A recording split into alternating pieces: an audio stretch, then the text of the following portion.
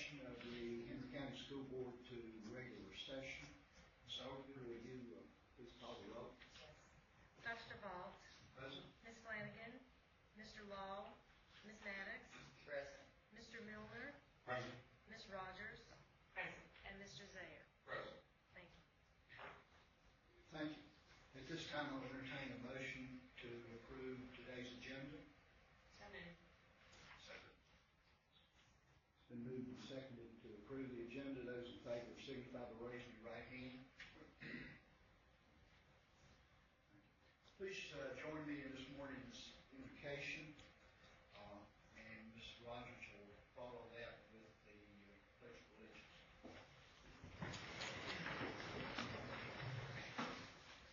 Holy Father, we give you thanks for the opportunity to gather here this morning to go about the county, the parents, the students, the staff's business here in Henry County.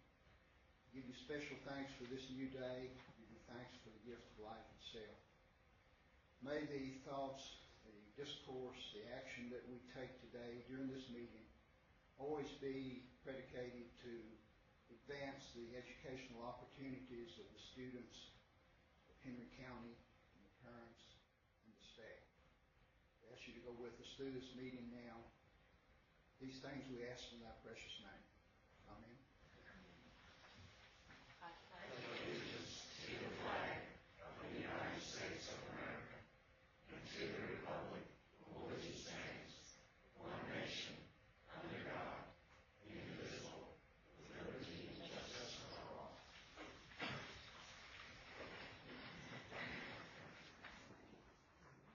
We'll take this opportunity before we get started to welcome any visitors that are with us here this morning. We appreciate you taking your time to be a part of this meeting. Also, welcome to staff members who are present to either present or to hear what is going on.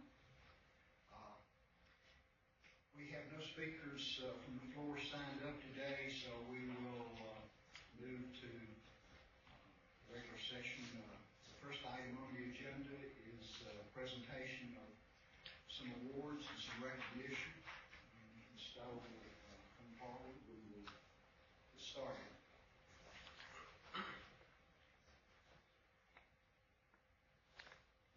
Good morning, Chairman DeVault, members of the board.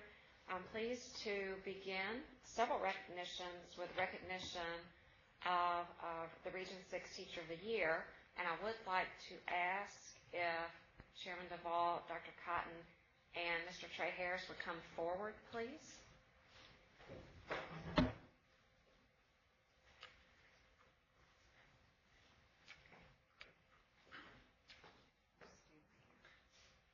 do you want me? You can stand right here.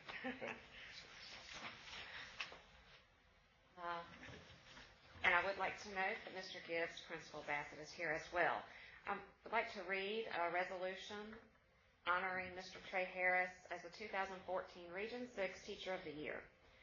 Whereas the Henry County School Board recognizes the teachers of Henry County Public Schools are its greatest asset and students its finest product, and whereas Mr. Trey Harris is the 2014 Region 6 Teacher of the Year, and whereas Mr. Trey Harris has served as a music educator and marching band director at Bassett High School for 18 years, and whereas the symphonic band and concert band programs at Bassett High School consistently earn superior ratings at the Virginia District Concert Assessment and other festivals, and whereas in November 2012, the symphonic band represented District 6 at the Virginia Music Educators Association State Convention, and whereas the marching band program is the 6-time Class 5 Open U.S. Band State Champions, and whereas Mr. Harris received a National Band Association Citation of Excellence in 2013, therefore be it resolved that the School Board of Henry County recognizes Mr. Trey Harris as the 2014 Region 6 Teacher of the Year. Your dedication and commitment to the students of Henry County Public Schools is valued not only in Henry County but across the state. Congratulations.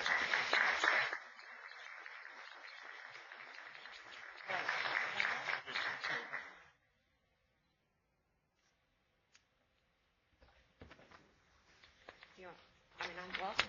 I'll hand it over. I'd just like to thank you all very much for this, and of course, I'm excited about next week, going to the state level on actually a week from today. We'll interview on Friday, but I'm very honored to represent Henry County. I think this is the first person, to do that before.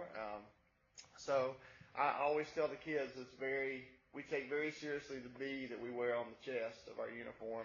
And I take great pride in representing Henry County and Bassett next week. I told a couple people in the faculty meeting the other day, Mr. Gibbs did a really nice thing for me, and I said, the thing I like the most is that when they see Trey Harris, it won't be Trey Harris, it'll be Bassett High School, and it'll be Henry County Public Schools.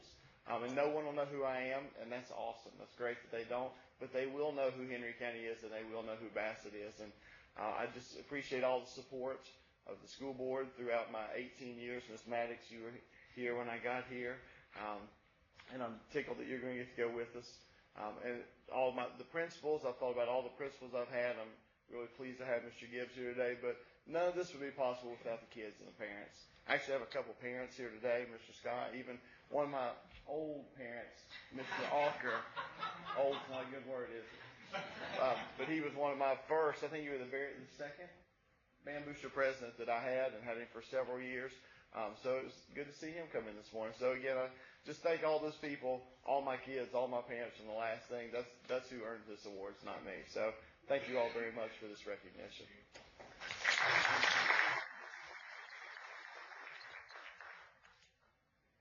Thank you, Mr. Harris, and please know that as a board, we appreciate what you're doing for the kids at Bassett High School and for Henry County. Keep up the good work. I'm sure you will.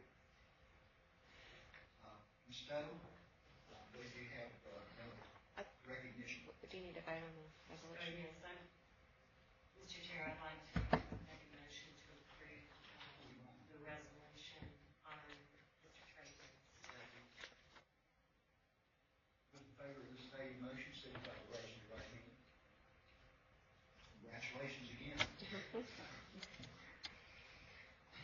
At this time, we are going to recognize several schools, and I do have a guest from the American Heart Association here to speak as well. This is a great example of two of our strategic objectives in action, that of high-quality professionals and family and community engagement. This is really exciting.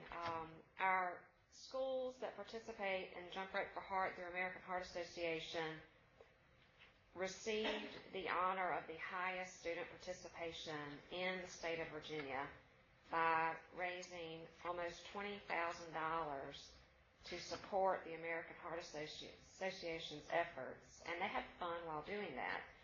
I do want to note that this program is carried out by our physical education teachers, and they are here, and they will come forward at the end for a photo. From Axton Elementary School, Mr. Derek Thomas, Campbell Court, Mr. Eric Sy, Drew Mason, Mrs. Jennifer Gunter, Mount Olivet, Ms. Amanda Pulliam, Rich Acres, Mr. Joseph Fielder, from Sandville, Mrs. Rachel Parks, and from Stanleytown, Mr. Jay Joyce.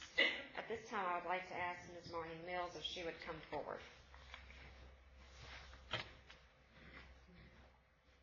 Hello, my name is Marnie Mills, and I'm the Youth Market Director in Southwest Virginia for American Heart Association. And I do Jump Rope for Heart and Hoops for Heart in elementary schools as well as middle schools. And I was so happy to see that Henry County was presented with the highest student participation at our national meeting, and I was able to accept this award on your behalf. And being new to American Heart Association, I just wanted to mention that your PE teachers just are unbelievable volunteers for our organization, and really put forward so much effort and really engaged the students and the community, which is how you all won this award. So just on behalf of American Heart Association and the teachers at your school, we wanted to thank you so much and present the award to the county.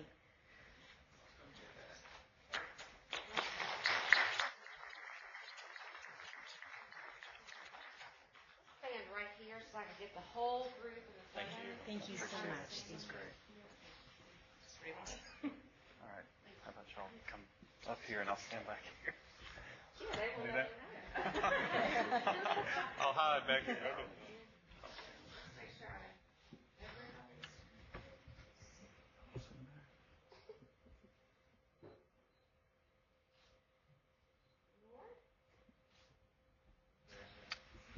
Thank you. Thank you so much.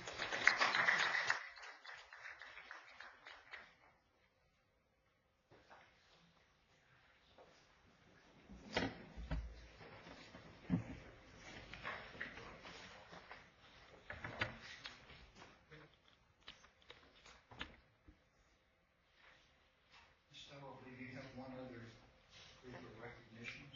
Yes.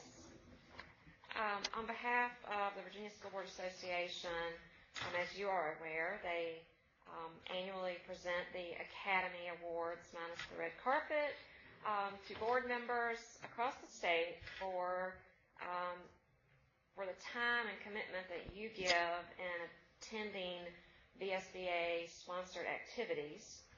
The VSBA Board of Directors encourages participation in the Academy, and they do recognize your individual efforts as you are giving of your time and talents to participate throughout the year.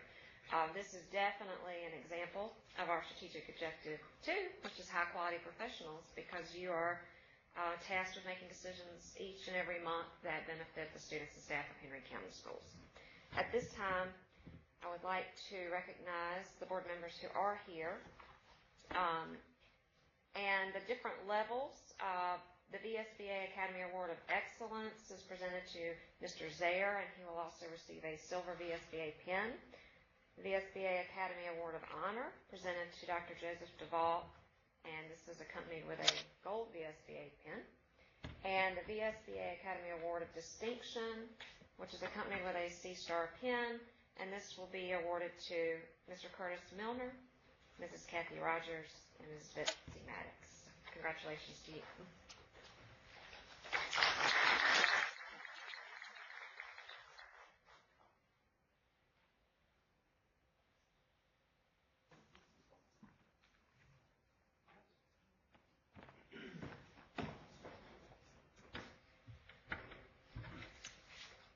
Thank you, Ms. Stowe. We move to item 4 of the agenda, the information agenda. This time, House and Ms. Newman will present some information to the Yes, Mr. Chairman. At this point, we're going to, Ms. Newman's going to come forward, and we're going to share with you an analysis of our 2013-14 standards of learning, which is based on the performance of 2012-13 test scores. Ms. Newman's going to go over some of the numbers and specific areas with you, and then I'll come back and follow up and talk to you a little bit about, okay, what are we doing as a result of the results? Good morning. We've done several charts that kind of give you an overview of what of our achievement for last year, which results in whether we're accredited or make FAMO for this year. I've done it in several different ways. Some people like the visual. I'm one of those people, but some people like to see the raw numbers at the same time. So I've done it both ways for both of those people. With FMAO, they're only looking at reading, mathematics, and graduation. So you'll see the black line, which is the target for FAMO, but you don't see it in writing, history, or science because they do not give us a target, although all our scores are reported in subgroups for those subjects also. So this is how the overall county did in these subjects. The target for reading was 66, and the county made 73. Now, this was a new test this year, and you can see the drop in the new test with the added rigor. The target for math was 64, and the division made 68. This is how Henry County compared to the state of Virginia as an overall average. Again, those targets are the same for the state as they are for the county. We were very close in history. We were even, and in science, we passed the state average. there are 45 indicators on the FAMO that we are supposed to meet. 18 of those are participation. We have to have 95% of our students participating. In other words, we can't tell half the class to stay home on the day of the test. We got to get everybody in there testing. And Henry County has never had a problem with that particular aspect of the test. Most of our schools test 100% of their students. Every now and then we have somebody that is sick or unable to take the test for some reason. Another 18 indicators are for reading and math, as I just said. Where the county did not meet the indicators were in graduation. We did not meet the indicators of Gap Group 1, Gap Group 3, which is our Hispanic students, economically disadvantaged, students with disabilities, or LEP. We did meet the Gap Group 2, which is our black students. We met the white subgroup. We met the Hispanic subgroup. I just said we didn't. Asian subgroup. With Gap Group 2, which is our black students, and our white student subgroup, we met those with the 3-year average rather than the 4-year. So this is something that we really know our high schools have to work on. I'm not to graduation yet. I'll go on and flip to this one since I've gotten in that subject. With graduation, it's an 80 that every subgroup has to hit. It's not different like with the reading. And you can see where we were and where we need to be. And I gave you those numbers also. Now I'll go back up here where I got off track. This is our reading by subgroup. And again, I've given you the numbers. I've given you the targets. And as you can see, the blue line at the bottom, all those targets, every one of them are different. And as I told you last month, when the state had the new test, they dropped the top 10%, dropped the bottom 20%, and got an average for the whole state. And those were the targets. And each year they're climbing. They are supposed to be at 73 in all of those subgroups within 6 years. So these are the targets for this year. Next year they'll go up a little bit. But they're all targeting towards being at 73 in 6 years. So you can see that we did well. Our students with disabilities are a little bit below the mark, but all of our other subgroups hit the target pretty well. And this was the second year of the math test. Science, as I told you before, do not give us targets in FAMO. For accreditation, we, of course, have to hit the 70% or 70% over the 3-year average. So this is how our subgroups did in these particular areas. This was another new test, and one thing I want to note is that we do have some gaps, but our gaps didn't increase. They stayed pretty much on the same percentage-wise that they were beforehand. So we've got to continue to try to close those gaps, but we're pleased that they didn't increase with this new test. This is our social science and history, and this is the 3rd year of this test. And you'll see again we're starting to build back up in this particular subject. I did notice as I was looking at this that last year on several particular subgroups we actually lost a little ground from last year. Of course, you have different students taking the test, and that always makes a difference. But we are working towards regaining social science was lots of times prior to the new test in the 90s, and you can see that we across the state we have not hit that. But as you recall, back when I went to the state, we are even with where the state is right now for that average. These are writing scores, and again, last year was the first year of this particular writing. And we have gone online with our writing tests, so those are two new things that have started over with writing. And you can see again that our gaps are closing up a little bit in most cases. This is graduation, and we had skipped to that one a few minutes ago, so I won't spend a lot of time on this, but this is where a lot of time is going to be spent in the last year trying to pick up the graduation rate. And remember, as I told you last month, this doesn't count any of the special ed diplomas or the GED. It only counts the standard diploma and the advanced diploma. So you see that the students with disability is low, but again, it doesn't count the modified or the special diploma that some of those students get.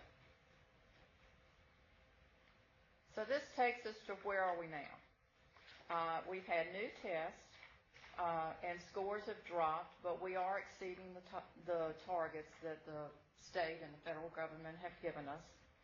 The gaps are present, but they have not increased. FMO target for graduation has not been met.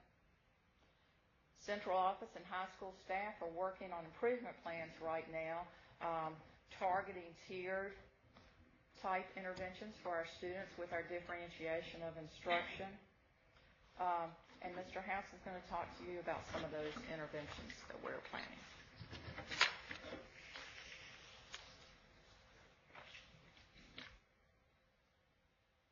I guess that slide is appropriate. I guess, one of those things you want to do is know where you are in order to figure out where you want to go and how you're going to get there. We looked at, and it can get confusing when you try apples and oranges. It's very important because you're facing with not only federal standards but also state standards. So what we did when we sit down and looked at is how can we make this align all of this for our schools so that we keep it simple. And when we just developed a tiered approach to how we were going to provide assistance to our schools, we looked at the state accreditation model. In other words, schools that are in Tier 1 have met all state accreditation without using the 3-year average. In other words, if the target this year was 73%, then that school met or exceeded that target of 73%. So those schools will be in that category. We also wanted to know, because as you can see, you can make state accreditation and not meet the federal annual measurable objective.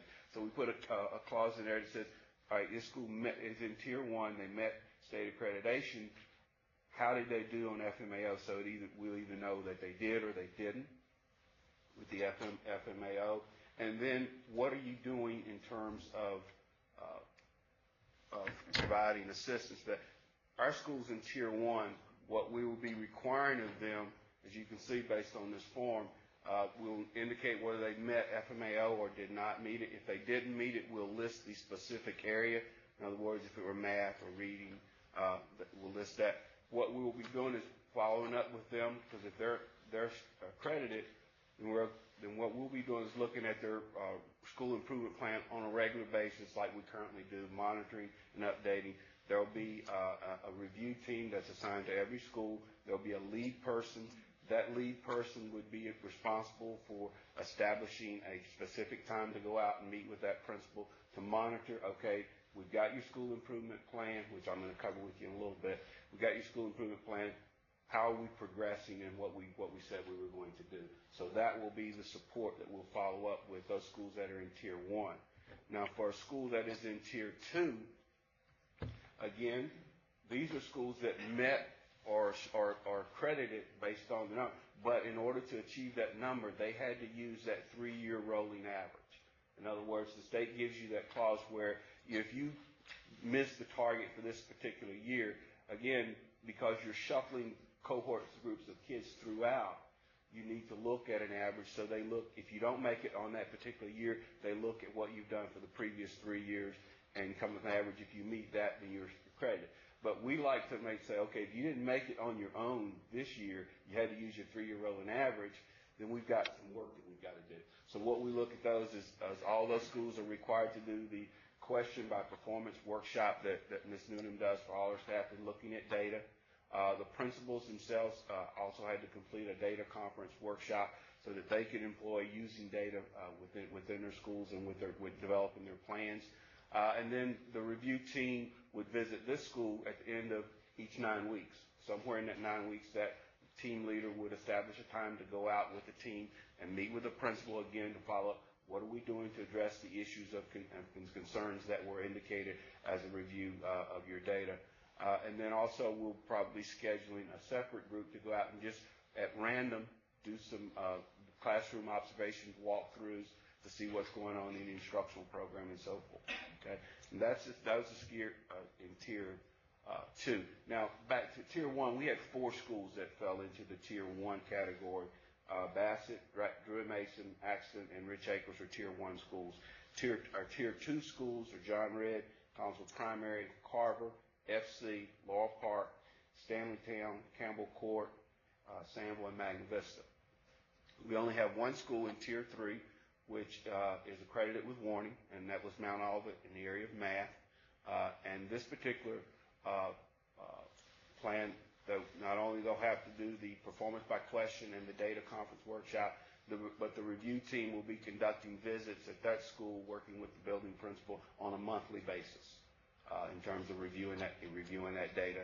And then we'll also be doing walkthroughs on a more frequent basis. Now, in addition to that, there will be some requirements that will have to take place as a result of the state sanctions in terms of being in the provisional warning category. Now, the other thing that we look at is what are the interventions that we're providing or we're going to put into place to, again, address the issues, which, again, every year you should be looking to provide interventions in areas so that you focus on continuous improvement. But the school improvement plan and feedback, we provide that. One of the critical things that we tell our teachers that it's important that you provide feedback to kids in order for kids to understand where they are, what they're doing. And we tell principals the same thing. And in order for a teacher to improve, you've got to provide them feedback and tell them where they are and where you want them to go. The same thing applies to the school. We go through those plans, and I'll give you a sample of the plan in just a minute. We go through staff and we meet with them, look at their improvement plan, making sure that those things that they need to be working on, that they're actually working on. So we provide feedback to the school improvement plan. One of the particular issues that we're going to continue with, we completed a summer math institute this past year for our secondary math teachers. We'll be doing a follow-up with our secondary people in January, and then again another day follow-up with them in June. That we'll also be doing the first 4-day institute for our elementary math teachers this summer, June 3rd through the 6th. So we've already got that on the books in terms of our math performance. MAP testing, measures of academic progress. And I really don't like the word testing. I probably should have used a better word. Assessment is a better word. And it's a diagnostic test that I think is going to yield a lot of excellent data for us in terms of working with our students. One of the critical components of MAP is student goal setting. And the research will tell you that when you have students that are involved in setting goals for themselves, they're more apt to achieve those goals when they're involved in the goal setting. So that's going to be an important component of that. We're actually finishing up our follow-up MAP training today at FC. Our trainer has done all of our elementary schools through the month of September and have spent this entire week, first 2 days at Laurel Park, and the second 2 days have been at FC. Today's our last day for MAP training. So that, again, what we're doing is giving our teachers the tools to work with our students. The skills pointer is a component of MAP in which we will be used as an intervention strategy for those students that are struggling in particular areas. Skills pointer will provide specific, detailed information on the skills that are lacking and also provide suggested remediation and activities and things to strengthen the student in a particular area. So all of our teachers will have access to that as well. We'll continue with our Read 180 implementation, and I know we're scheduled next month to have I know we covered some of that at the retreat, but we'll have a more detailed report on where we're at with our Read 180 program for you at next month's board meeting. Our curriculum revisions, we started that back in March, and we have done a lot of work. It's been a lot of hard work, but it's not just been the curriculum staff. Our teachers have been thoroughly involved in the process of revising our curriculum. We spent 3 days in March getting started in that. We followed up with training sessions in June, and then we just completed 3 days last week in September, in which our teachers came in and worked on curriculum. And we have days set aside in January, and then actually some of our math teachers and some of our other specialty areas will actually be doing some work in the month of November as we continue to revise our curriculum. And as you know, curriculum work is never done. It's always an ongoing process. But again, we think it's heading us in the right direction. And then there's specific targeted professional development. And these are things that you find throughout the year. We've got a group of 20 teachers that will be going to the National Council for Teachers of Mathematics conference in Baltimore in the middle of this month. They'll be going to that conference and then coming back here and conducting workshops for our staff, for our math teachers. And then we'll be selecting different workshops throughout the year in which we'll send small teams, and then they'll come back and provide information for our staff. We also have some internal professional development activities that we're planning. Some of our schools that have been very successful in certain areas will actually be doing workshops for other schools to share the information. This is what we did. This is how we did it. So that, again, you have a lot of experts here locally. You don't have to go 50 miles to find them. If you've got people that are getting it done here, then they need to be sharing what's taking place in those classrooms. And again, as I pointed out earlier, our academic review teams will be in our schools, again, working with our principals to make sure that we're on target, that we're aligned with where our weaknesses are, that we allocated our resources as well as our time to address those areas that we need to be addressing. We'll be continuing with our collaboration sessions this year, and our collaboration sessions are going to focus on our curriculum work. In other words, teachers at that grade level will be looking at the curriculum work that's been done, and they will be providing input and suggestions on continued revisions, and again, establishing that buy-in for all teachers, that it wasn't just a few teachers that developed. You had a small team that did the groundwork, but now everybody needs to weigh in and offer their suggestions and in terms of what they need to see in terms of adding to our curriculum. So we'll be continuing with that as well. As I told you, the continuous improvement plan is important to provide that feedback, and I know I can't see that up there, so I'm going to look here. It's real important not to just go through an exercise of saying, yeah, you did this, you did that, you did a school improvement plan, you put it on the shelf, and then you come back and review it next year. It really should be a living document in which, I actually had a conversation with a principal yesterday and said, I think it's a great thing if you go in October, December, and make changes to your school improvement plan, because you should be looking at what you need to do and then adjusting accordingly. You should be making changes all throughout the year, because hopefully you're making progress. And if you're making progress, then you should be setting new targets and new goals. And it's also important that not only when you look at the document that you just read it, but you got to ask the right questions. And that's what we try to do in terms of breaking down our form. We have an area where we address with the goal. We look at the goal, and the first question we ask ourselves is there an action plan to go with this goal? You can have the greatest goal in the world, but if you don't have a plan of achieving that goal, then it's just a goal on paper. That's all it is. So when we look at that, the questions are, we ask, is there a numeric target that's included in the goal? What are you shooting for? Okay. Is the goal too high or is it too low? We have that on both ends. Sometimes you get people say, we're going to do this, and you got to look at it and you say, is that realistic? And you have to ask, but you have to ask good questions. In the action plans, in the intermediate measures category, we ask the schools, is the school looking frequently enough to gauge the progress? In other words, if you establish a goal and you have all these things done, and you set that in August, and you don't go back and look at it until June after you've taken the test, doesn't do you any good. So are you looking at it frequently enough so that you can adjust and monitor? Okay. And then strategies. Are the strategies aligned with the goal? You can put a lot of strategies in there, but if they don't lead you to achieving the goal, they're pointless. So we sit down, we go through all that stuff and provide written feedback, their schools, and we've done that. That information is actually going out to the schools, and they have until October 16th to make the necessary revisions, resubmit it, and then once that's done, then the school will post their school improvement plans on their website. And again, we encourage constant updates for that.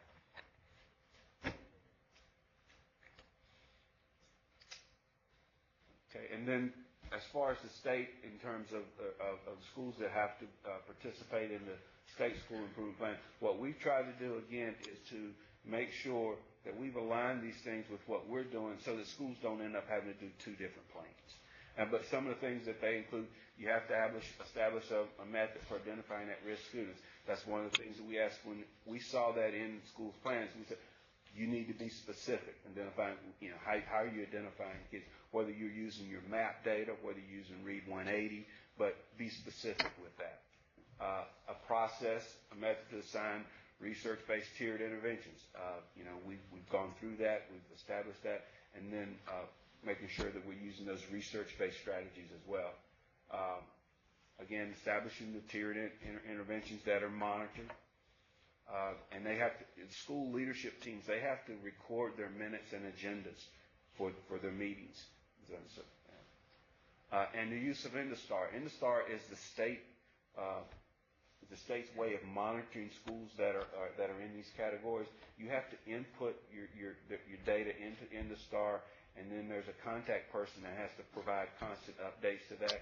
And actually, Ms. Noonan went through that and has looked at that. And actually, we see a lot of positives to this program and things that it can provide for our schools. So we think it's going to be a real plus.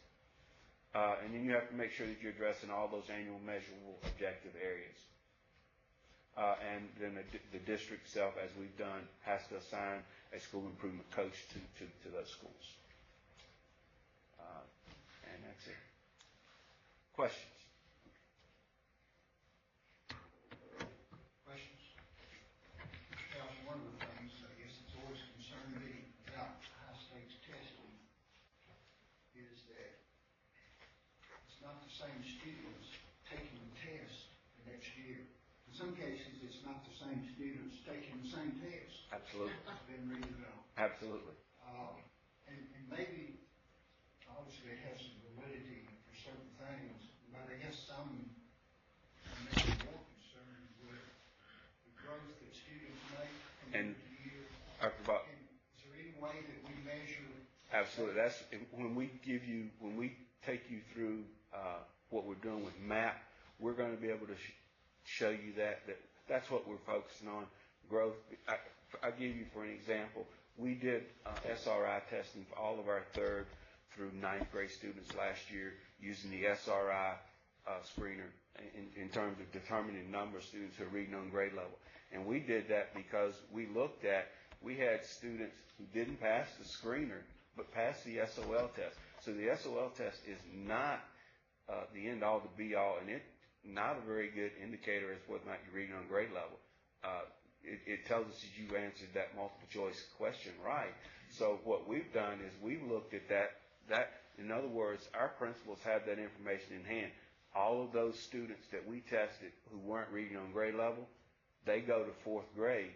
So that principal knows how many 4th graders are not reading on grade level, and that's the way we address it, looking at growth for those students, not looking at that SOL. Again, because it's two different groups.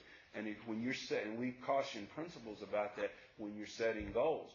When you're setting a goal that you're going to have, that last year this group had 74%, and you're setting a goal for 80%, again, you got to be careful with averages, and you got to be careful of the fact that you're dealing with different cohort groups of students every year.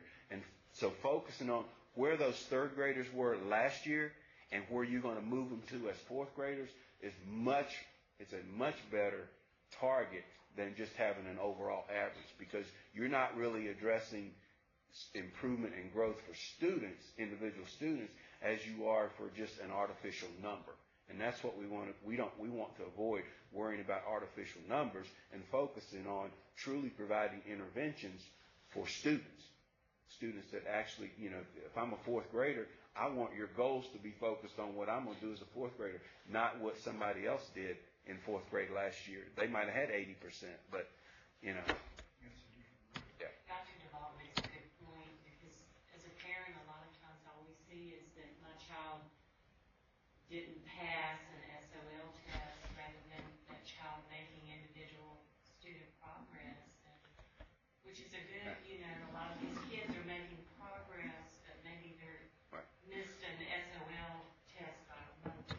Yeah, all they see is, I failed that. that is a conversation that has come up in every one of our sessions, our MAP sessions. And I think one of the things, if you'll ask most of our teachers that have gone through that, that's the thing that they like the most, is that, sure, I can get a student at, you know, this level. My RIT score is 120, and I've got to get to 150 in order to be proficient. And I started at 120, and I get to the end of the year, and I'm at 145. You know, that's a lot of growth. That's a lot of growth. Now, will that 145, did I pass the SOL test? Maybe, maybe not. But if what the SOL test doesn't tell you is that it just says you passed or failed. Right. That score tells me I was within 5 points of meeting that target. Now, what can I do to get that other 5 points? And the receiving teacher who's getting that kid in the next grade level gets to see that that student grew 25 points on that, and that they're only 5 points short of what our target was. So I can pick that student up from there and move forward. The SOL doesn't tell you. It doesn't give you that. It's simply you passed on that. You passed it on that given day. That's all it tells you. Ultimately, it will result in improved SOL testing as we focus on individuals. We've had a lot of really positive feedback with what we're doing, and we even had teachers say, well, why don't we use this instead of the SOL? Now, that's not within my purview, so go down that road. But we are focusing on growth. I think Dr. Cobb would say there are conversations taking place on the state level. There are, as a matter of fact. Hopefully, individual student benchmarks. Past the Superintendent Association has been promoting a change in their blueprint that's been shared and presented, and a big part of that is a more balanced approach to assessment to include growth measures, because we want to see all students making growth. So we're forced to, as a school division, to select or develop additional measures, because we can't rely solely on what the state provides to us. And as we've had this conversation before, if we really value literacy, we can't focus just on an SOL reading score. We have to do more than that, which is what we're doing with the SRI. And math would be a close second, because we've got a lot of work to do in mathematics, and we're really trying to change the paradigm that it's not about that one score in the year, it's about growth all year. And then while all students may not pass that SOL test at the end of the year, all students are expected to make growth and make progress. So that's a shift, and we're really sending that message, and I think teachers are on board with that. I think they've been, like I said, they've been extremely pleased with what they've gotten so far from MAP. And I think you will be. When we go over that with you, I think you'll be pleased with that as well. I see quite a bit of effort directed at making sure that our teachers and staff are up to par or exceeds that as far as teaching our students. But we realize that in all of our classes, there's always that one or two disruptive students that will not follow the pattern. I love the comics, and Curtis is my favorite character. So there's a Curtis in every class. So what are we doing with Curtis? Do we have the means to provide additional help for Curtis to bring him back in with the norm so as to raise our overall scores? Well, you know, I would say, Mr. Miller, that our training and differentiation has certainly helped us in that area. That's a question, you know, you can ask that probably in every classroom in America. And in a lot of, you know, I think we do a very good job, our principals, of training teachers and providing interventions and strategies to address this. But will there always be? Yes, there will be. And can I give you a one size fits all answer? No, because what might work with, if I had you and Mr. Zare, what might work with me getting Mr. Zare on task won't work with you. So, you know, and that's just, I think you have to rely really heavily on the experience of classroom teachers and administrators to not only provide interventions, but provide the appropriate interventions. Because, again, kids are individuals, and what makes them all tick is different. And so you've got to find out what you need to do to reach that child. And part of that is that we've been talking a lot, and I think you've attended some of the sessions, the International Center for Leadership, and they focus on rigor, relevance, and that third R, relationship. So you've got to develop those relationships so that you can be able to provide or identify what needs to be done to get Dr. DeVault on task or to get Ms. Rogers on task. And then you have to act on that. Well, I'm probably the last person to say we need to add more tests, high stakes tests. I think we heard this week that there were, 34? Well, between 34. third grade and graduation, kids take 34. 34 high stakes And there tests.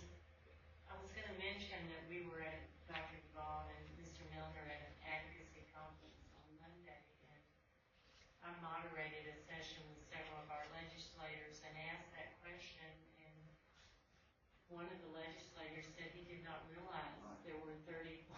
He was surprised by that number, which I believe he's on the education committee, so. I did not realize that.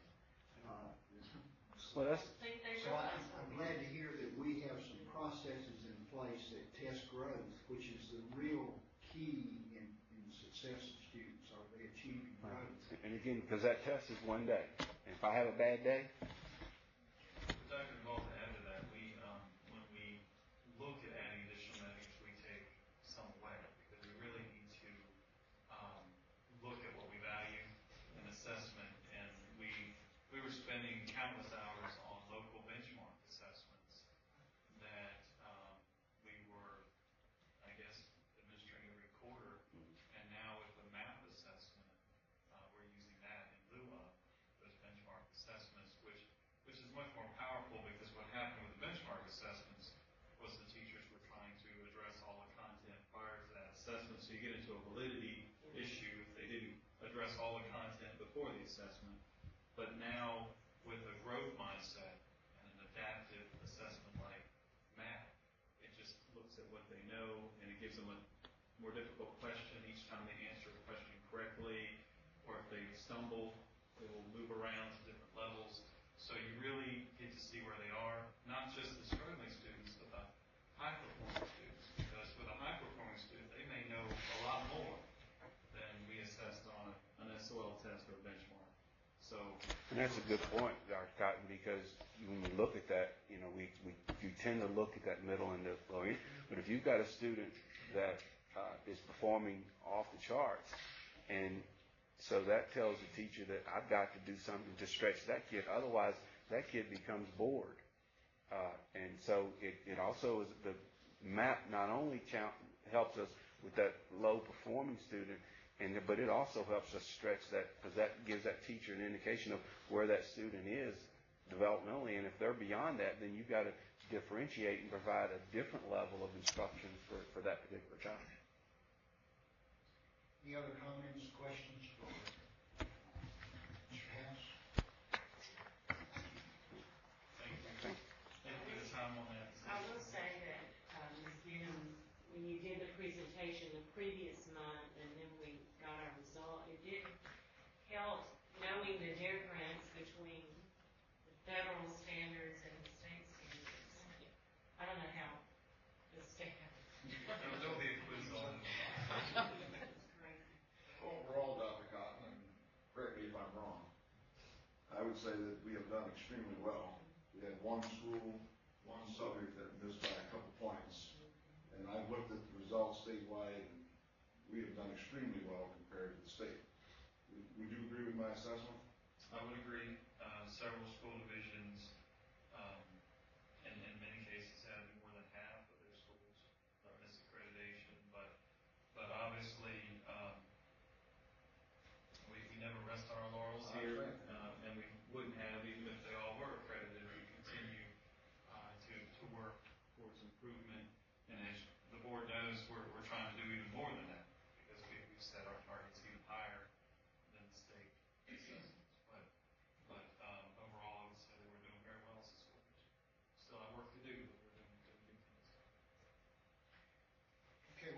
to item 5 on the agenda. The consent agenda consists of 3 parts: approval of the September minutes, approval of bills for payment, and approval of requests for overnight and out-of-state trips from our schools. If there's any indication to call one of those out separately for discussion, should be mentioned now.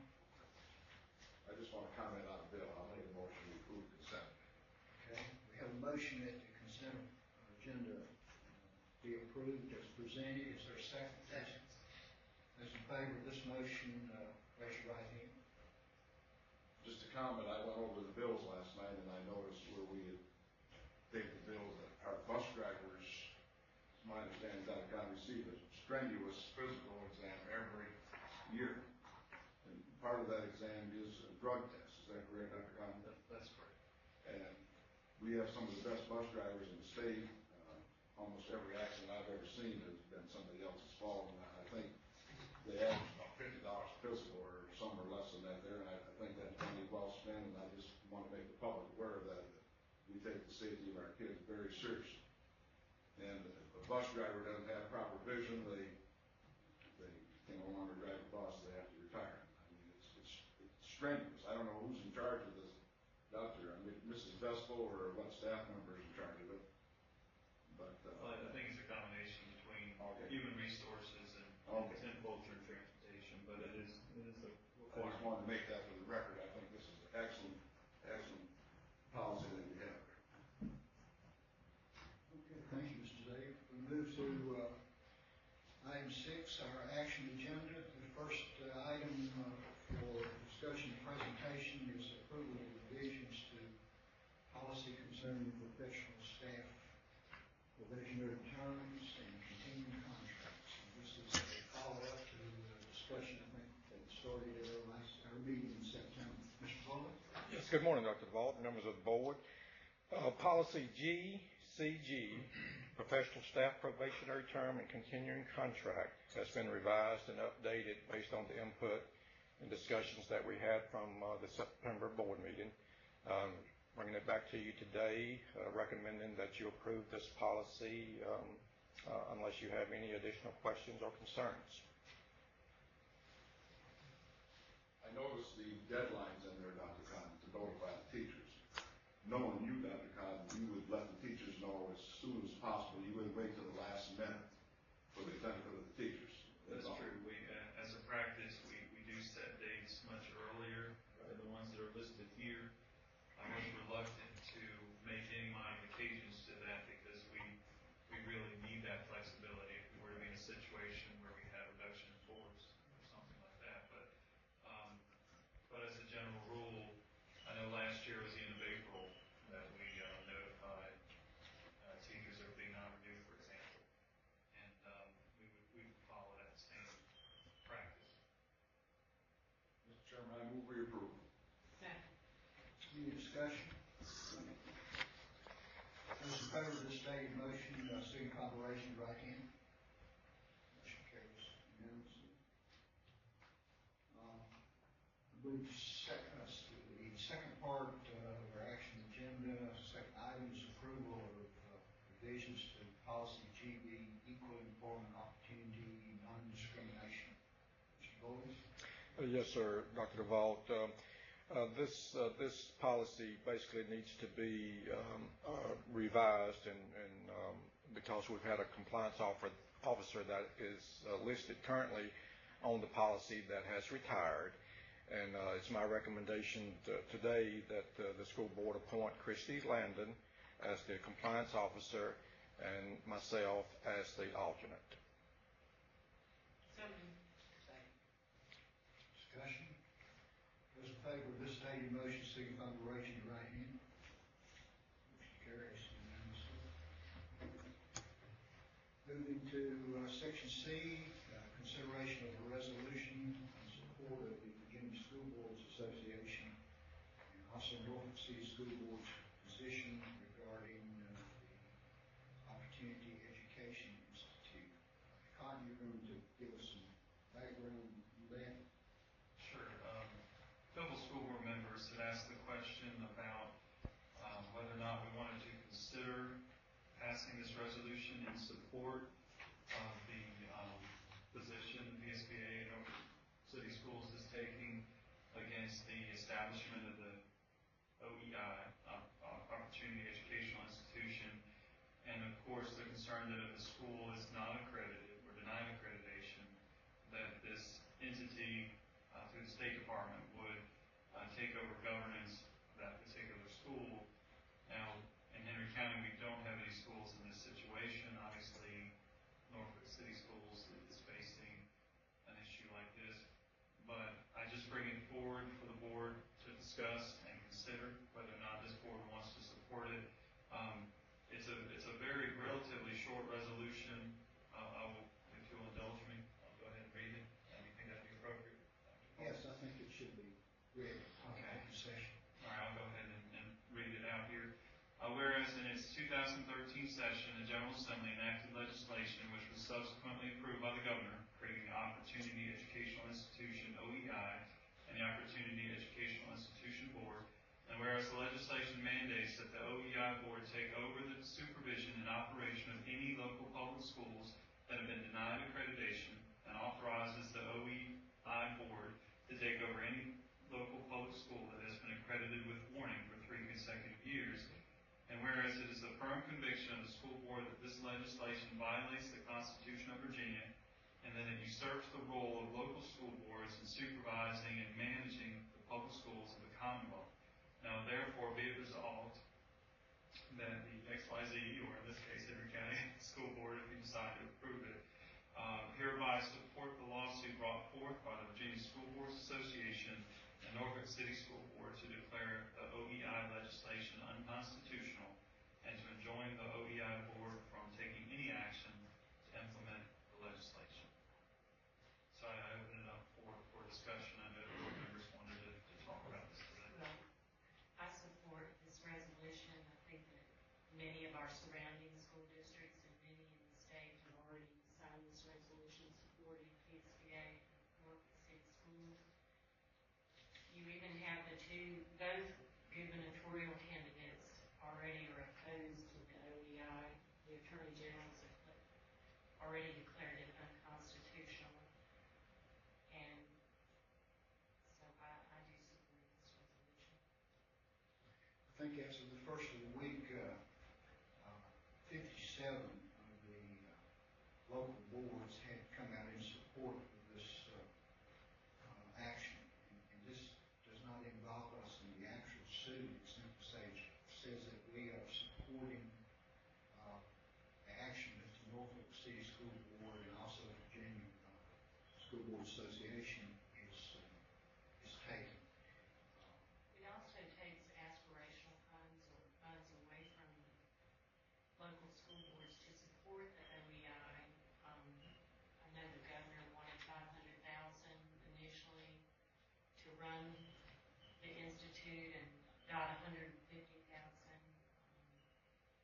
And again, the governance for local schools should lay with the local elected board and the school board. Also, I think we found out at the Monday session we attended that there are still too many unanswered questions in the legislation as it presently exists. So I too am wholeheartedly in favor of our joining with Norfolk and the SBA in opposing this. I agree with my fellow board members. The General Assembly, they need to do their job. They got more than they can handle right now. They need to do their job and fully fund the standards of equality in education, which they're violating the Constitution by not doing that. And this is also a violation of the state Constitution, so I agree with my fellow board members. That's interesting that you make a comment, Mr. Sayer. One of the, I believe he was a member of one of the boards that may have schools that will come under this, asked Mrs. Rogers' panel how a board that has no experience at all in education, no background in education, and no plan as to what they're going to do, could come into a school system and do better than those who are trying to do it as best they can now. Well, any other discussion? Is there a motion? I move that we approve the resolution supporting the VSBA, the Norfolk City School Board position regarding OEL. Second. Those in favor of this stated motion signify by raising your right hand. Motion carries unanimously. See, we will inform the School Board Association that our board is ready to stand with them and support this. Yes, sir, I'll take care of that. We move then to item D, request to adopt a resolution declaring intent to make an irrevocable election not to participate in Virginia local disability program. That's a lot of wording. Ms. Lawson, I hope you can kind of clear out foggy minds up on I'll exactly try. what this is. I'll try, but I don't promise I can clear it all up. It's very difficult. Employees hired after January 1st, 2014 without eligible to retirement service in the Virginia Retirement System, or VRS, are required by state law to participate in the newly created VRS hybrid plan. The plan is a combination of a defined benefit, defined contribution partnered with short-term and long-term disability plans. The Virginia Local Disability Program, or commonly known as VLDP, will be offered by VRS, but localities are given an option to obtain their own disability plans in the open market as long as the plan meets or exceeds the VLDP plan. We have done research on several groups available, and I use the VACOR plan as an example. For the VLDP plan, the professional staff rate would be 0.39%, and the non-professional rate would be 0.91%. Under the VACOR plan, it would be 0.37%. Looking at the rate guarantee, VRS only guarantees the VLDP rate for 6 months, and VACOR guarantees their rate for 3 years, and both plans meet all the requirements. If a locality elects to opt out of the VLDP plan, it is an irrevocable election, and a resolution must be adopted by the school board. And we had previously, the deadline date was September 1st for this resolution, but we asked for an extension to November 1st to further evaluate and see what the options were available. So at this time, I'll read the resolution to you. School Board of Henry County, Resolution R-14-06, irrevocable election not to participate in the Virginia Local Disability Program.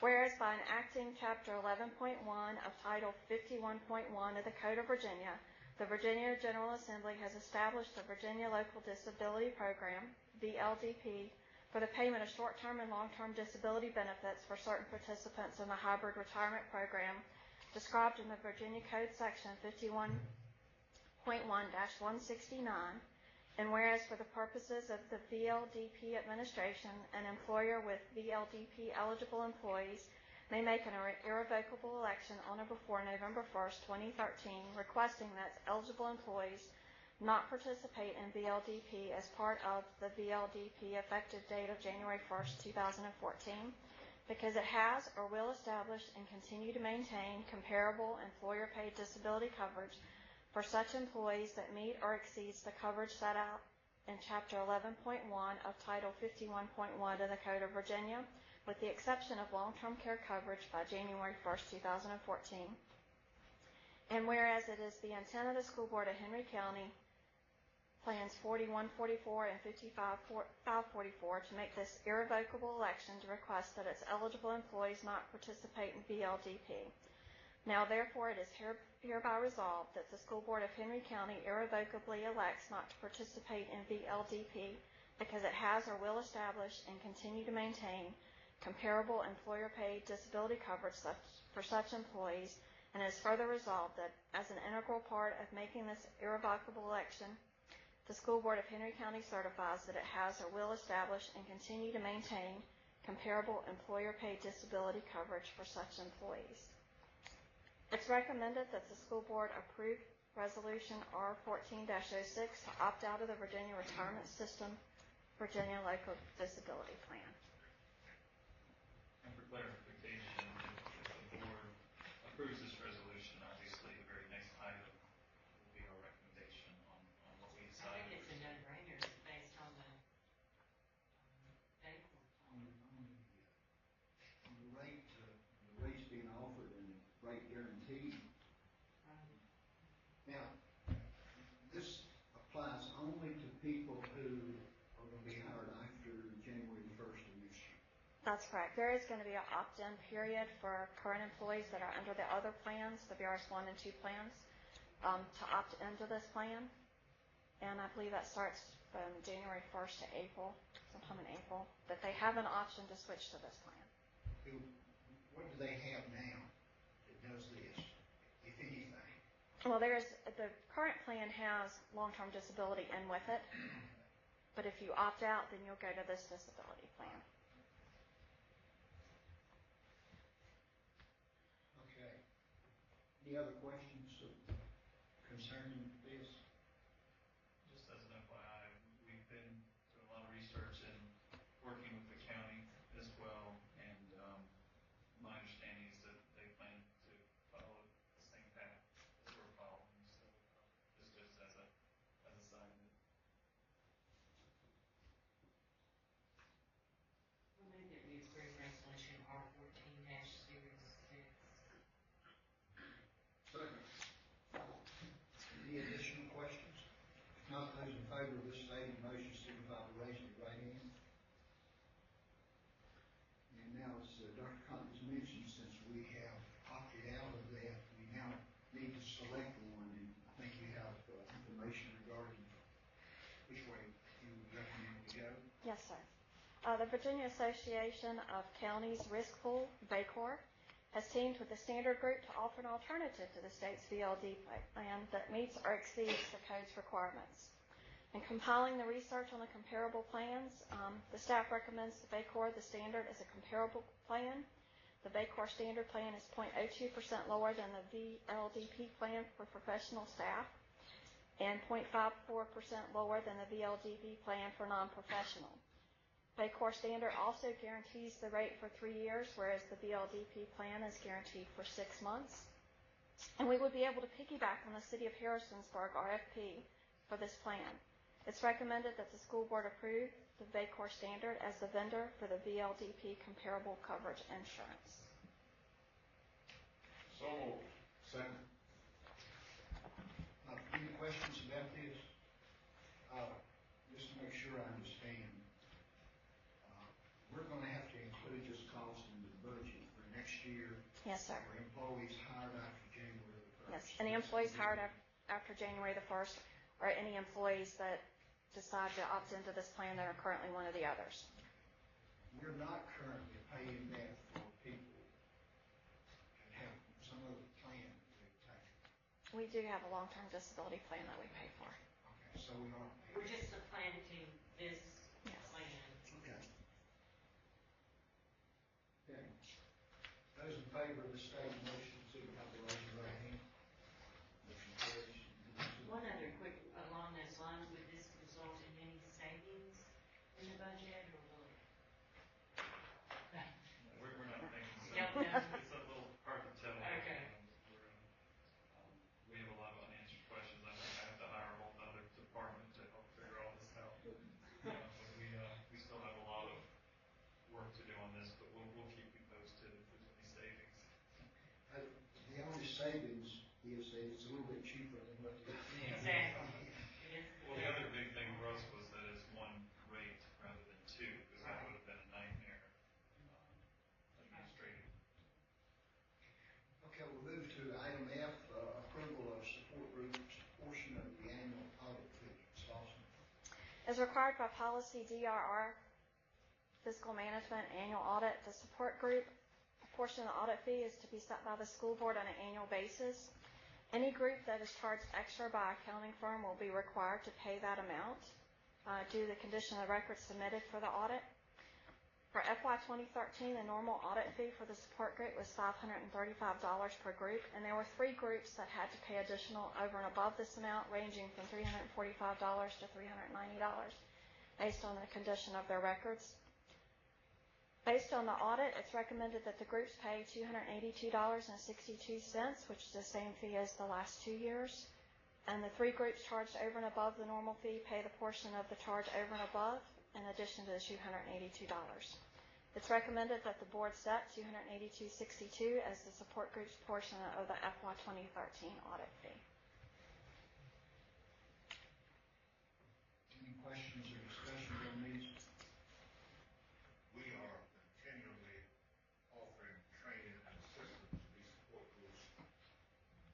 Yes, sir. We, in September, I had 4 training sessions as required and mandatory that the president and treasurer and any signatory authorization people that can sign the bank account attend the meetings. I have to say we had a very good turnout, and the sessions this year were very good. I knew that. I just wanted to confirm for the public. I want a motion that we proceed with this approval. Second. Yeah, a motion and a second to approve this recommendation. Those in favor, please raise your right hand.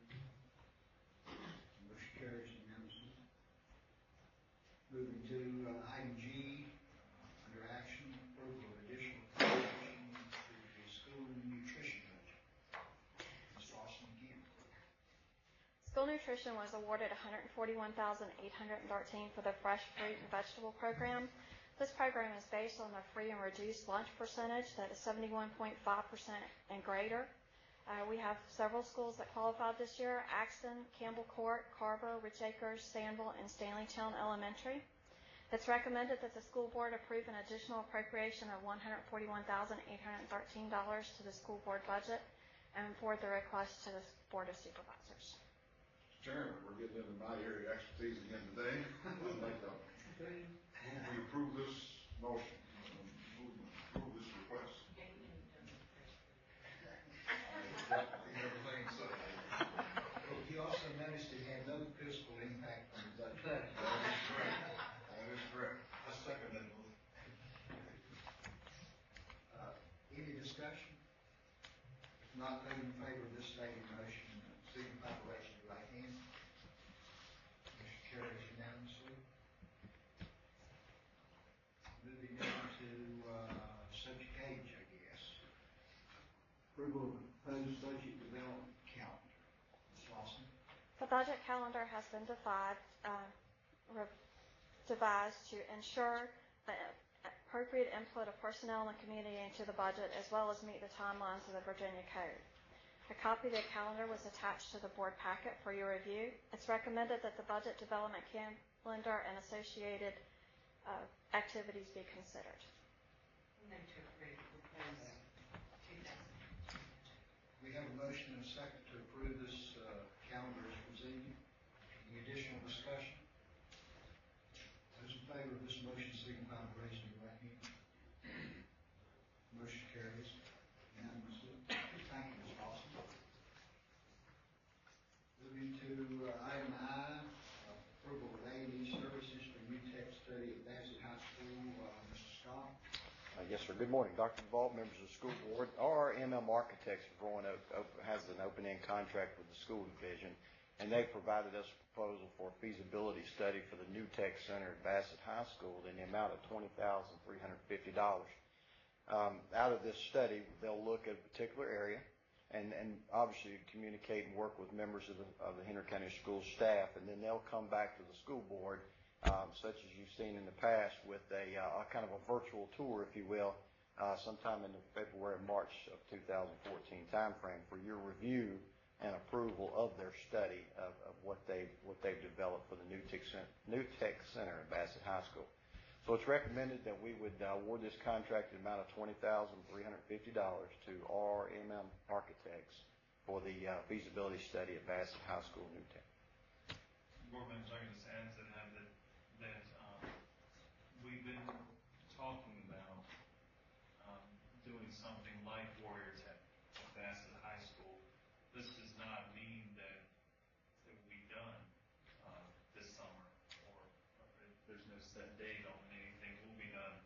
That has to be determined. But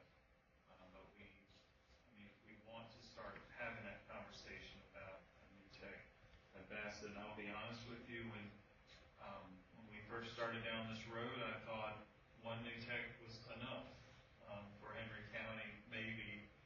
But I will tell you that the interest that we received and having over 100 students who applied in the first year of operation, and obviously I feel strongly that we would have over 100 at Bassett that would like to pursue this as well.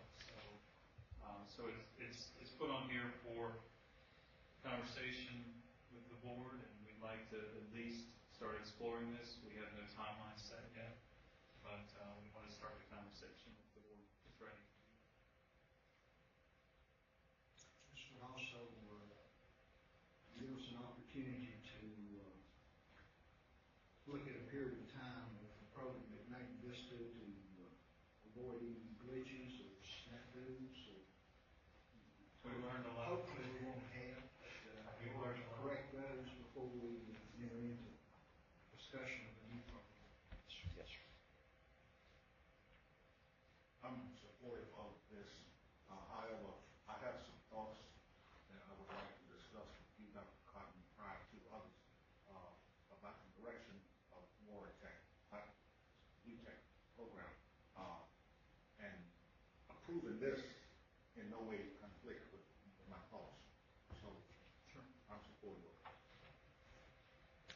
Any other questions, discussion? If not, those in favor of this, signify by raising your right hand. Do we have a motion? Oh, I'm sorry. I better have a I motion. know we have. Is I'll there? offer the motion. Second. Okay, now we have, those in favor of this stated motion, signify by raising your right hand. Okay, item J, request to extend contract with Davenport Energy to provide heating oil. Yes, sir. The Henry County Schools and Davenport Energy currently have a contract for providing heating fuel oil to our schools, and that contract expires November the 14th of 2013. So we have the option to extend this through till June 30th of 2014, which would help this contract run concurrent with a fiscal year. And so it's recommended, and I've spoken with Davenport Energy, and they're willing to keep the current markup that they have in place, and so it's recommended that we would extend this contract until June 30th of 14, in which we will seek other bids, and then it'll run better with our fiscal year. I had a question, but you answered it towards the last. It locks in our price. From now till June 30th, yes, sir. Any other questions? We have a motion to approve this request. Offer the motion. Second. We have a motion and a second. Those in favor of this stated motion signify by raising your right hand. We'll move to item 7 on the agenda, the superintendent's report. Dr. Cotton. Thank you, Dr. Revolt. I do have some highlights that I'll share. As you know, we try to tie these to our strategic plan, but also you'll notice as we go through today, there are a lot of connections to the 4 C's that we're talking a lot about: critical thinking, creative thinking, collaboration, and communication. Anyway, great things going on in our schools this month. The first Stanleytown Elementary 5th grade Lego Build to Express Challenge was a great success. Each student was given 2 minutes to create a duck using 6 Legos. The students loved the opportunity to be creative. While everyone was given the same time and same materials, each approached the challenge differently, yet all reached the same goal. Most interestingly of all, no 2 ducks were alike. Mr. Scott Gardner, 6th grade students at Laurel Park Middle, recently completed models of United States waterways using household items. Some examples include buttons, Play-Doh, candy, cereal, cookies, coins, and other ingenious items. The final projects were informative, creative, and in some cases edible. The Southern Virginia Healthy Kids Coalition is promoting healthy lifestyles for children and families to the MHC area with the 95210, a healthy zip code for Southern Virginia. Mrs. Moyer, Collinsville primary physical education teacher, sent home the sleep chart to all Collinsville primary Tiny Tigers for the first challenge, which was to get 9 hours of sleep each night for 1 week. That's something I need to work on. Miss Kate Corbin's 2nd grade class at Stanleytown Elementary brought realistic fiction to life with reading Henry and Mudge and the Starry Night. They set up a campsite, complete with tent, lanterns, and a campfire. Ooh, that wasn't a real campfire. Then students took turns enjoying their realistic setting as they read their story of the week. Lucky for them, their reading book also had a sub-story, how to make a s'more. So that treat became realistic or s'more reading. Kindergarten teachers at Axton Elementary hosted a shake party for their students. Students brought in snacks shaped like circles, triangles, squares, rectangles, spheres, cones, cylinders, and cubes. Students had the opportunity to identify and sort the shapes, as well as transform them into new shapes by taking bites. The party concluded with a shape feast. 3 school divisions recently visited Rich Acres Elementary to learn more about the division's one-to-one iPad initiative. In addition, 2 graduate students from Virginia Commonwealth University, who are conducting research on one-to-one technology initiatives, were among the visitors. Our students were superstars as they wowed everyone in attendance. Campbell Court Elementary students celebrated World School Milk Week by wearing mustaches that were in color of their favorite flavor of milk. The activities throughout the week focused on teaching children to make healthier choices when it comes to nutrition. The Magna Vista High School Choir, under the direction of Mrs. Anita Ray, presented their Renaissance dinner to a sold-out crowd. Diners were treated to antics of Romeo and Juliet as members of Republican and Democratic families. They also experienced Queen Gertrude's famous fruitcake and Men in Tights skits. The photo here shows Taylor Wheeler, Amanda Daniels in the back, Danny Simmons, Hunter Daniels, Sidney McClure, Carter Wheeler, Gabriel Keene there in front. Axton Elementary PTO hosted a college-themed tailgate party with hot dogs, chips, and drinks. Each grade level decorated a tent to represent a different college and facilitated activities for students and their families. Magna Vista cheerleaders and football players also attended. Colleges that were showcased included Patrick Henry Community College, Bradford University, James Madison University, University of Virginia, Duke University, Virginia Tech, and the University of North Carolina. The PTO and school staff hope highlighting colleges at an early age will help students realize college is an option for them. Magna Vista High School 10th grade student Robin Johnson participated in the National Youth Leadership Forum on National Security in Washington, D.C. During the 6 days she was there, she learned about challenging careers in national security, intelligence, and the diplomatic corps. She used her skills in critical thinking, leadership, and public speaking when tackling strategies to uphold national security. John Ray Smith Elementary 5th grade student Emily Crowder used new technology from e-textbooks to highlight key information in her science textbook. As a reminder, all 3rd grade through 6th grade students now have iPads for use during school and at home as a part of the district's one-to-one technology initiative. The Vasta High School Minority Alliance and Spanish Club hosted a salsa party in honor of Hispanic Heritage Month. Approximately 50 students attended the event, which included dancing, the chata, is that right? And the merengue. Students had a great time celebrating and learning with each other. First grade students at Collinsville Primary recently visited the Virginia Museum of Natural History for Reptile Day, sponsored by VMNH and the Oak Level and Fontaine Ruritan Clubs. Students were given an opportunity to enhance their study of animal classifications and experience hands-on educational exhibits that explored reptiles. I know Mr. House would enjoy that. Students were exposed to various types of snakes and turtles. Students were also allowed to touch the reptiles and discuss their characteristics. Over 200 students and parents in Martinsville and Henry County recently attended College Night at Magna Vista High School. Juniors and seniors had the opportunity to speak with over 50 college and university representatives from Virginia and surrounding states. Representatives from local organizations providing scholarships were also in attendance. Dr. D, or better known as Mrs. Kim Draper, second grade teacher at Axton Elementary, led her student surgeons through synonym surgery for their patients, the sentences. Each student was given a differentiated sentence and each had to properly diagnose the problem. All of the sentences had the boring disease. After students diagnosed the sentences, they looked for a cure using a thesaurus. After each student prescribed a new word in place of the boring one, they performed surgery to fix the sentence. Each student used a colored card and wrote down the new word and used Band-Aids to attach it in the sentence script to cover the boring word. All dual enrollment teachers attended a one-day cooperative learning experience or workshop on September 13th. The workshop provided by Southern Center for Active Learning or Excellence or SCALE, a program through Patrick Henry Community College, was facilitated by Greg Hodges, Dean of Developmental Education and Transitional Programs, and Chris Wickstrom, Instructor of Developmental Math.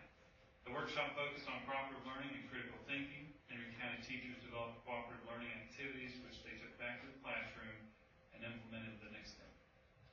Several schools coordinated special activities recognizing Grandparents Week.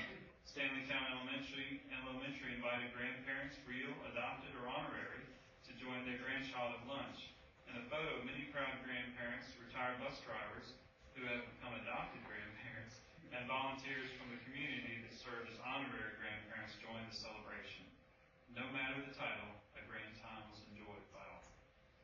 Magna Vista High School 10th grade students, Cherie Miller, and Kyle Harrison, examined artwork in Celia Tucker's exhibit, Beasties, Tales, and Wanderings. Students in Miss Melody Margrave's English tin glasses and Mr. Bill Farmer's art class enjoyed Tucker's exhibit as well as Linda Mitchell's exhibit, Truth in Animals.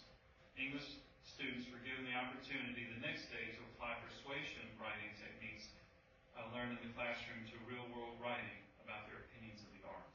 These exhibits were at Piedmont.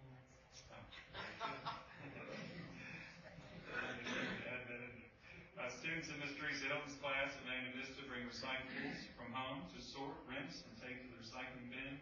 Timmy Sims, Dion Mans, Taylor Compton, and Austin Davis are placing recyclables in the appropriate bins at the Recycle Center in Martinsville. Future Farmers of America attended a leadership conference at Buckingham High School. Students met with state officers to learn leadership qualities. As part of the trip, students visited the Appomattox Courthouse to have a short lesson about the end of the Civil War. Members of Rich Acres Christian Church recently completed landscaping work in front of Campbellford Elementary as part of the community service project, so we do appreciate that. Just as a note, I did meet with my Student Advisory Council this year for the first time to update them on various initiatives in Henry County and also to get their ideas for improvement. As a supervision, the Advisory Council consists of middle and high school students, and I have to tell you, it's by far one of my favorite meetings that I have throughout the year. Carver Elementary students recently celebrated their summer reading accomplishments with an ice cream social. To keep students actively reading and writing during the summer, the literacy team developed a summer reading program with projects for all reading levels. Students who read and completed projects were also entered into a drawing for gift cards that were provided by the Carver Elementary PTA. Staff from New College Institute recently read to the kindergarten students at Campbell Court Elementary. Each student was given a book to keep after the story was read, and New College Institute staff will read to all kindergarten students in Henry County Public Schools during the school year, so that's a great partnership. At Collinsville Primary, students in Mrs. Sandy Deary's class use actual food items to learn hundreds place value. In the photo, second grade student Atalia is using marshmallow math to learn place value. Of course, reading is important all year, even in the summer, and Mount Olivet students recently participated in a Reading Summer Incentive Celebration. Participating students read 1,185 minutes during their summer break. All Mount Olivet students were given 2 books and a reading card at the end of the school year, last school year, to help jumpstart their summer reading. Third grade students at Rich Acres Elementary made plant people using grass seed for hair, I would say, as part of the culminating project for plant life cycles. After making the plant people, students took care of them at home using their knowledge of plant seeds. And in a few weeks, students will bring their plant people back to school for an opportunity to show off their hair. Of course, in the photo there, you see Tierra Scales and Kendra Turner. Last but not least, Mrs. Laney Mofield from the Roanoke Ronald McDonald House recently spoke to 5th grade students at Sandville Elementary. She provided information about the charity and how helpful or profitable the Pop Tab collection is each year. So as you can see, we have a lot going on in our schools. This is for the first couple months of school. At this time, Mr. Chairman, I do have some other items. If there's questions that the board members have, I'll be glad to answer those. I think Ms. Lawson is going to provide you with, as we started last month, she's going to talk to you about our expenditures. Any questions for any of Dr. Cotton's other items?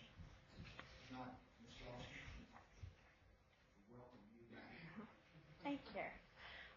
Last month in September when we talked about this report, if you look at the transfers and adjustment columns, I mentioned that we would see the additional appropriation for the 2% raise would be recorded into munis at this time, and it is. You see under transfers and adjustments, $541,164. That was added to our budget to bring our revised budget to $71.8 million. And if you look at our expended amounts year to date and our encumbrances, we have $11.5 million committed, and we've used approximately 16% of our total budget.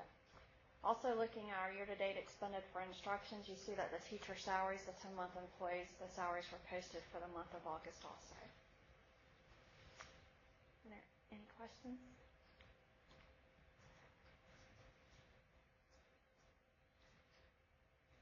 Where we generally would be this time of year? Yes, sir.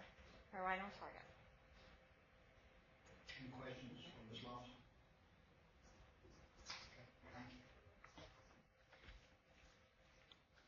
Were there any questions concerning any of Dr. Cotton's other reports, fundraisers, discipline report, enrollment report? If not, then we'll move to item 8. Are there any matters from the board today? Not. Item 9 lists upcoming meetings and events. Our November board meeting, 9 o'clock here. November 24th, the Arts Alive performance at Maine Vista High School. Mr. Milner's always been an integral part of that. Are you going to be in that program this year, Mr. Milner? Well, since falling off the stage, I haven't really gone back. I took that as an invitation that. They might want to include a comedy act. Yeah. I'll go in on that one. That should be a part of it. Also note that our December board meeting has been moved from the 5th to the 12th, and it is a 6 o'clock meeting. Dr. Vaughn, I failed to mention that today is the National Read for the Record Day. And I had the pleasure of reading Otis, my lower-in-law, and recorded my reading on CDs, and we deliver those to our elementary schools, and they're going to all listen to me read today at the same time. And the goal is to have everyone read same book on the same day at the same time, and to get as many as you can to participate. So I'm sure we'll get some stats on that, but just so you know, my debut here. Can we get one of those signed CDs? I'll initial that before you. Also listed there under conferences, the this and the this VA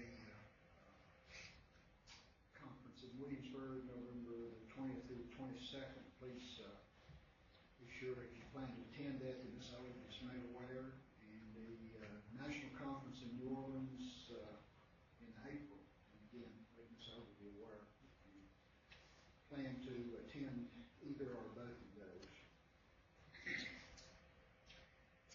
At this time, I'll entertain a motion to go into closed session in accordance with section 2.2-3711, Print A, Print 1, same section, Print A, Print 2, same section, Print A, Print 7. Is there a motion to go into closed session for discussion on these items? So moved. Second, motion and a second to go to closed session. Those in favor, signify by raising your right hand. Motion carries. We have a motion to return to regular session at this time. So moved. Second. Those in favor of this motion signify by raising your right hand. Ms. Overby, you'll do a certification, please. Whereas the School Board of Henry County has convened a closed meeting on this date pursuant to an affirmative recorded vote and in accordance with the provisions of the Virginia Freedom of Information Act. And whereas Section 2.2-3712.z of the Code of Virginia requires a certification by this school board that such closed meeting was conducted in conformity with Virginia law. Now therefore be it resolved that the School Board of Henry County hereby certifies that to the best of each member's knowledge, only public business matters lawfully exempted from open meeting requirements by Virginia law were discussed, and only such public business matters as were identified in the motion by which the closed meeting was convened were heard, discussed, or considered. Dr. Duvall? Yes. Ms. Maddox? Yes. Mr. Milner? Yes. Ms. Rogers? Yes. And Mr. Zager? Yes. We have some motions coming out of the closed session. Mr. Miller, you have a motion regarding special placement. Offer motion that we approve the recommendation of the Special Placement Committee. Second. Discussion, those in favor of this motion, please raise your right hand. Ms. Maddox, you have a motion regarding personnel reports. Yes, I recommend that the personnel report and the personnel addendum be approved as presented. Second. Those in favor of this stated motion signify by raising your right hand. Additional motions, Ms. Rogers? Yes, in student case number 7RE-14, I move that the student be released from compulsory attendance under section 22.1-254B.1 of the Code of Virginia based on the affidavit or declaration submitted to the board. Second. Moved and seconded. Those in favor of this motion signify by raising your right hand. Ms. Maddox, you have also a motion. Yes, Mr. Chairman. In student cases 1EXP-14 and 2EXP-14, I move that the students be expelled from the Henry County Public Schools for 365 days with no alternative services. Second. Those in favor of this motion signify by raising your right hand. Motion carries unanimously. Mr. Sayer? Mr. Chairman, I move for student case number 3XP-14 that the student be long-term suspended in Henry County Public Schools for 365 days without alternative services. Second. We have a motion and a second regarding this student number. Those in favor of this motion signify by raising your right hand. Motion carries unanimously. This time I'll entertain a motion to adjourn